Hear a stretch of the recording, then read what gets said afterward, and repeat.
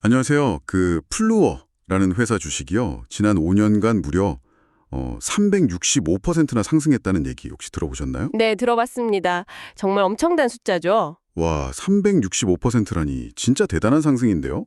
이런 숫자를 보면 누구나 좀 이거 뭐지? 내가 놓친 건가? 하고 궁금해할 만합니다. 그렇죠. 충분히 그럴 수 있습니다. 그래서 오늘은 바로 이 플루어, 티커로는 FLR인데요. 이 회사의 놀라운 주가 성과주에 과연 뭐가 있는지 그걸 좀 깊이 파헤쳐보려고 합니다. 네, 좋습니다. 이게 정말 단단한 성장 스토리가 맞는 건지 아니면 바른 숨겨진 이야기가 있는 건지 한번 봐야죠. 맞아요. 이게 진짜 장기적으로 쭉 갈 수 있는 건지 아니면 그냥 반짝하는 건지 우리가 좀 주의 깊게 봐야 할 다른 요인들이 있는지 같이 한번 살펴보겠습니다. 자, 한번 자세히 들여다볼까요? 네, 우선 플로어가 뭐 하는 회사인지 아주 간단하게만 짚고 넘어가죠. 네, 그게 좋겠네요. 기본적으로는 엔지니어링 및 건설 회사입니다. 아시겠지만 석유나 가스 시설부터 해서 광업, 발전소 건설 같은 아주 큰 규모의 인프라 프로젝트 있잖아요. 네네, 대규모 플랜트 같은 것들이요? 네, 그런 것들을 계획하고 실제로 짓는 일을 전문으로 하죠. 흔히 말하는 EPC 강자라고 할 수 있습니다. 맞습니다. 설계, 조달, 시공을 다 하는 거죠. 큰 프로젝트 맡길 때 마미들 찾는 회사 중 하나입니다. 그렇죠. 믿고 맡기는 회사다. 이런 이미지도 있고요. 네, 자, 그래서 이번 분석의 목표는 아주 명확합니다. 최근에 플로어 주가가 왜 이렇게까지 급등했는지 그 배경을 제대로 한번 이해해 보고요. 네, 원인 분석이 중요하죠? 그리고 이 정보가 우리 청취자분들께 특히 투자자로서 어떤 의미를 가질 수 있는지, 어떤 점들을 좀 고려해야 하는지 그런 것들을 알아보는 겁니다. 알겠습니다. 한번 파헤쳐보죠. 네, 365%라는 숫자는 정말 인상적인데 실제 사업 내용을 이렇게 좀 들여다보면요. 상황이 약간 좀 복잡해집니다. 그렇죠. 숫자를 좀 더 자세히 뜯어볼 필요가 있습니다. 그 숫자들 속으로 한번 들어가 보죠.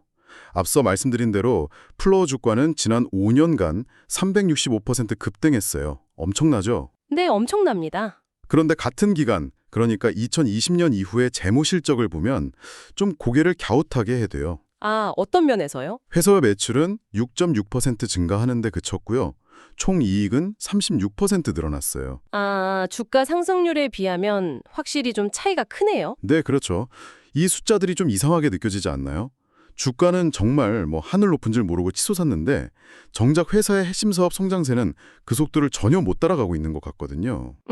확실히 그 갭이 좀 눈에 띄네요. 특히 주가 매출 비율, PSR이라는 지표를 보면 이게 더 명확해지는데요. 네, PSR이요. 2020년에는 0.07에 불과했는데 이게 지금은 0.47까지 치솟았어요. 와, 0.07에서 0.47이면 거의 7배 가까이. 계산해보면 거의 480%나 급증한 거거든요. 이게 도대체 뭘 의미하는 걸까요? 바로 그 지점이 이번 분석의 핵심입니다.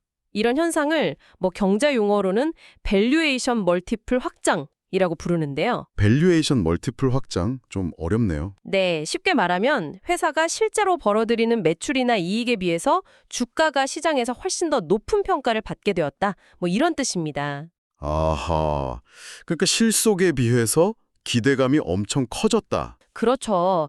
투자자들이 이 플로어라는 회사의 미래 가치를 예전보다 훨씬 더 긍정적으로, 어쩌면 상당히 좀 공격적으로 평가하기 시작했다. 이런 강력한 신호로 볼 수 있는 거죠. 기대감이 커진 거군요. 네. 근데 여기서 정말 흥미로운 점은요. 이런 밸류에이션 확장이 나타난 가장 큰 이유 중 하나가 바로 플루어가 작년에 흑자 전환에 성공했다는 사실입니다. 아, 흑자 전환. 그게 컸군요. 네. 한번 보세요. 2020년부터 2024년 초까지 플로어의 평균 이익률은 사실상 거의 0%에 가까웠습니다. 돈을 거의 못 벌고 있었단 얘기네요. 그렇죠. 그냥 현상 유지 정도였던 거죠. 그런데 가장 최근 12개월간의 이익률을 보면요. 무려 25%에 달합니다. 와, 0%에서 25%로요? 엄청난데요. 네. 물론 그 사이에 플로어가 비용 관리라든지 계약 관리, 또 프로젝트 실행 능력 이런 걸 개선시킨 부분도 분명히 있습니다. 몇 년 전하고 비교하면 운영 효율성이 나아진 건 사실이에요. 네, 자체적인 노력도 있었겠죠. 하지만 이렇게 이익률이 극적으로 치솟고 그 결과로 시장이 플로어 주가를 재평가, 그러니까 위레이팅이라고 하죠. 그렇게 하게 된 데에는 훨씬 더 결정적인 요인이 작용했습니다. 아, 그 결정적인 요인. 그게 뭔지 정말 궁금해지는데요. 뭘까요? 그 핵심 동력이 바로 뉴스케일 파워, 티커로는 SMR이라는 회사입니다. 뉴스케일 파워요. 처음 들어보는 분들도 계실 것 같은데요. 네, 그럴 수 있죠. 플로어는 이미 2011년부터요. 차세대 원자력 기술로 요즘 주목받는 소형 모듈 원자로 SMR 기술 설계에 수억 달러 규모의 투자를 꾸준히 해왔습니다. 아, SMR이요. 꽤 오래전부터 투자를 했군요. 네, 그렇죠. 꽤 일찍 시작했죠. 이 투자를 한데 모아서 뉴스케일 파워라는 회사를 만들었고 2022년에는 이 회사를 별도 법인으로 분사해서 상장까지 시켰습니다. 이게 정말 흥미로운 지점인데요. 플루어가 뉴스케일 파워를 독립회사로 상장시켰는데 그럼 이제 관계가 없는 거 아닌가요? 아니요, 그게 아닙니다. 아, 그런가요? 네, 그게 핵심입니다. 플로어는 뉴스케일 파워의 지분 과반, 즉 50% 이상을 여전히 소유하고 있습니다. 아, 과반 이상이요? 네, 회계 기준에서 이게 아주 중요한 의미를 가지는데요. 과반 지분을 가진 모 회사는 자회사의 실적을 자기 재무제표에 그대로 연결해서 포함시켜야 하거든요. 이걸 연결 재무제표라고 하죠. 아, 네네. 들어봤어요. 연결 실적. 네. 자, 여기서 이제 중요한 포인트가 나옵니다. 뉴스케일 파워의 주가가 막 급등하거나 혹은 플로어가 가지고 있던 뉴스케일 지분 일부를 시장에 팔아서 이익을 얻게 되면요. 네. 이런 이익들, 실제로 실현된 이익이든 아니면 아직 장부상으로만 존재하는 미실현 이익이든 간에요. 전부 플로어의 순이익으로 잡히게 됩니다. 아하. 플로어 자체 이익으로 들어가는군요. 그렇죠. 이게 플로어의 전체 순이익 규모를 플로어가 원래 하던 핵심 엔지니어링 및 건설 사업에서 실제로 벌어들인 이익보다 훨씬 더 크게 부풀리는 효과를 만들어내는 겁니다. 와, 그럼 실제 사업보다 이 투자 평가 이익이 더 클 수도 있겠네요. 네, 경우에 따라서는 그럴 수도 있습니다. 그래서 이 사실을 더 큰 그림과 연결해서 이해해야 합니다. 이것이 플로어의 최근 운용 기록을 제대로 해석하기 위해 우리가 반드시 이해해야 할 첫 번째 핵심 사항입니다. 네, 첫 번째 핵심. 즉, 최근 몇 년간 플로어가 보여준 그 놀라운 수익성 개선과 그에 따른 주가 재평가는요. 플로어의 본업인 엔지니어링 및 건설 사업 자체가 극적으로 좋아졌다기보다는 네. 뉴스케일 파워라는 특정 벤처 사업의 성공과 또 그로 인한 회계 처리 방식 덕분에 크게 힘입은 결과다라는 점입니다. 아, 그러니까 플로어 자체 펀더멘탈 개선보다는 뉴스케일 효과가 아주 컸다. 네, 다시 말해서 플로어의 최근 성공 스토리는 이 뉴스케일이라는 요인을 빼놓고는 설명하기가 좀 어렵다는 것이죠. 확실히 이해가 되네요. 그 365% 상승의 비밀 중 하나가 바로 뉴스케일이었군요. 네, 그렇다고 볼 수 있습니다. 자, 그럼 이제 시야를 조금 더 넓혀서 플로어라는 회사를 더 장기적인 관점에서 한번 살펴보겠습니다. 네, 장기적인 관점도 중요하죠. 이 엔지니어링 및 건설 산업이라는 게요, 그 본질 자체가 경기를 엄청 많이 탑니다. 즉, 경기 순환적인 특성을 아주 강하게 가지죠. 아, 네. 경기가 좋으면 확 좋아졌다가 안 좋아지면 확 나빠지는. 맞습니다. 경제가 좋고 투자가 활발할 때는 큰 호황을 누리지만 반대로 경제가 위축되면 수주가 급감하면서 아주 깊은 불황을 겪기도 하죠. 변동성이 크군요. 네. 그리고 이런 큰 흐름 외에도요. 아무리 수주가 많고 수요가 강한 시기라고 해도 예상치 못했던 비용 초과 문제라던가 프로젝트 지연 같은 암초를 만나면 회사의 재무 상태가 순식간에 나빠질 수도 있는 그런 산업입니다. 아, 리스크가 늘 있는 거네요. 그렇죠. 늘 그런 위험 부담이 있죠. 그래서 플로어의 과거 주가 흐름을 수십 년간 이렇게 길게 놓고 보면요. 이런 산업적 특성이 아주 명확하게 드러납니다. 네, 차트를 보면 좀 알 수 있겠네요. 네. 플로어 주가는 역사적으로 여러 차례 급격한 재평가를 경험해 왔습니다. 어떤 시기에는 주가가 폭발적으로 상승하면서 시장의 주목을 받기도 했지만 또 다른 시기에는 반대로 급락하면서 투자자들에게 큰 실망을 안기기도 했죠. 정말 롤러코스터 같았겠네요. 네, 맞습니다. 마치 롤러코스터처럼 주가 변동성이 매우 컸다고 할 수 있습니다. 그런데 최근에 주가 급등세가 과거의 패턴과 좀 다른 점이 있다면 그건 바로 앞에서 길게 설명드렸던 뉴스케일 파워라는 새로운 변수가 등장했다는 점입니다. 아, 과거에는 없었던 요인이 추가된 거군요. 그렇죠. 이것이 우리가 이해해야 할 두 번째 핵심 사항입니다. 네, 두 번째 핵심. 플로어의 최근 그 눈부신 성과는 과거에는 존재하지 않았던 새로운 사업 벤처, 즉 뉴스케일 파워에 의해 상당 부분 견인되었다는 것.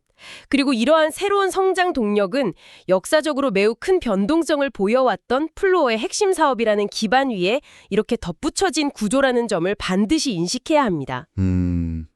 그러니까 안정적인 기반 위에 새로운 성장 엔진이 달린 게 아니라 네. 원래부터 좀 흔들리는 배 위에 새로운 어쩌면 더 강력한 엔진을 하나 더 얹은 모양새다. 뭐 이렇게 볼 수도 있겠네요. 예, 뭐 그런 비유도 가능하겠네요. 원래부터 변동성이 큰 사업 위에 또 다른 새로운 변수가 더해진 형태라는 거죠. 그렇군요. 확실히 이해가 됩니다. 그러니까 이런 유형의 주식에 투자하려면 단순히 뭐 최근 몇 년간의 상승세만 볼 게 아니라 이런 큰 산업의 흐름, 즉 사이클을 잘 읽어내는 능력이 정말 중요하다는 말씀이시네요. 네, 바로 그겁니다. 사이클을 잘 타는 게 중요하죠. 맞아요. 근데 그런 경기 순환성은 뭐 경험 많은 노련한 투자자들조차 예측하기 어렵고 실수하기 쉬운 부분이잖아요. 그렇죠. 타이밍 맞추기가 정말 어렵습니다.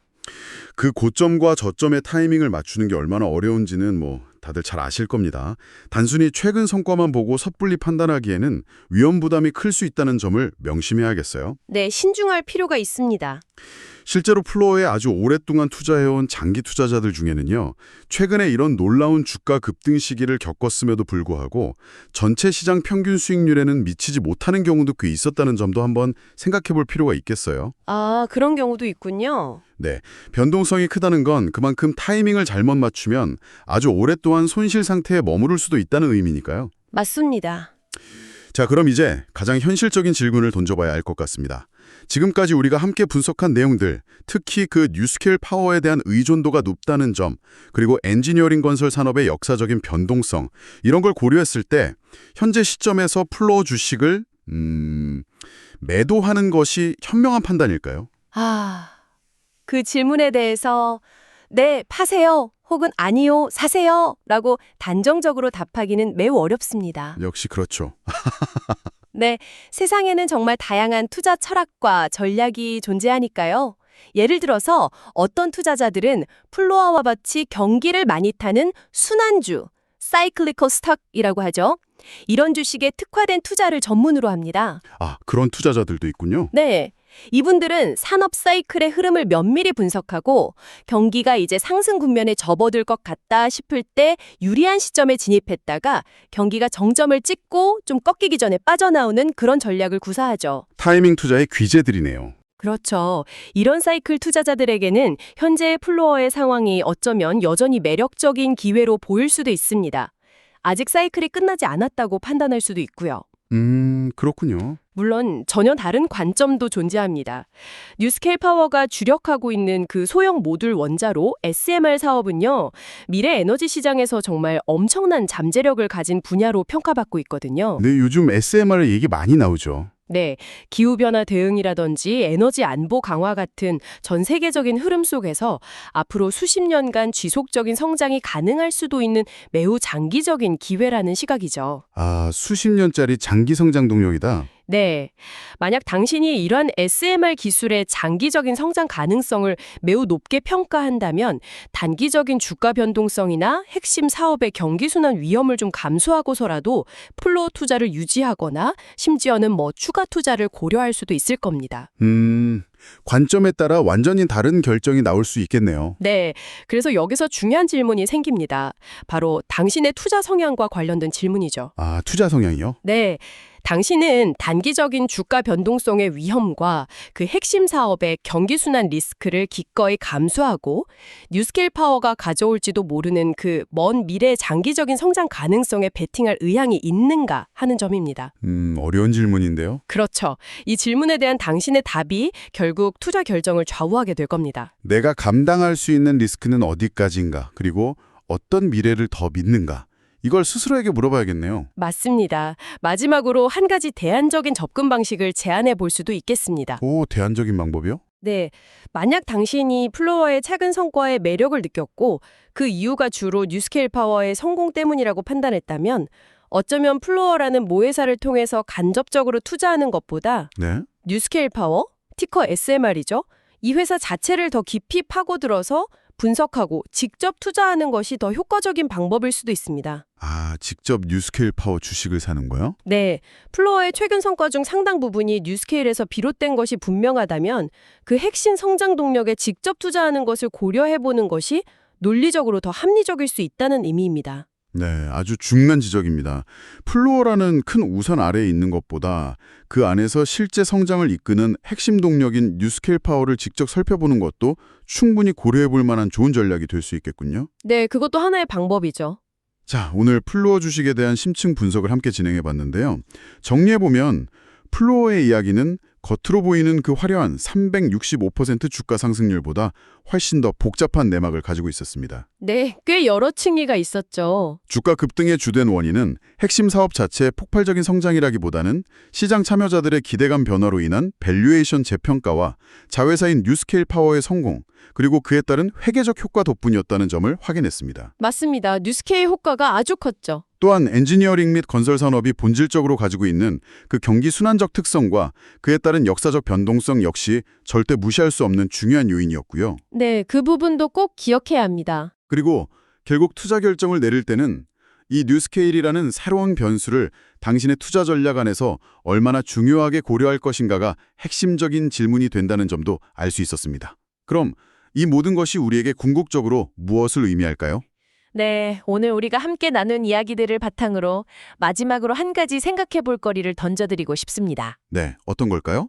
플로어의 사례에서 본 것처럼요, 어떤 기업의 주가가 그 회사의 핵심적인 본업과는 좀 별개인 외적인 요인들, 예를 들면 자회사의 실적 호조나 성공적인 분사, 혹은 단순히 시장 참여자들의 집단적인 심리 변화나 특정 기술에 대한 기대감 같은 것들 있잖아요? 네네, 본업 외적인 요인들이요. 네, 그런 것들에 의해 크게 좌우되는 경우가 종종 있습니다.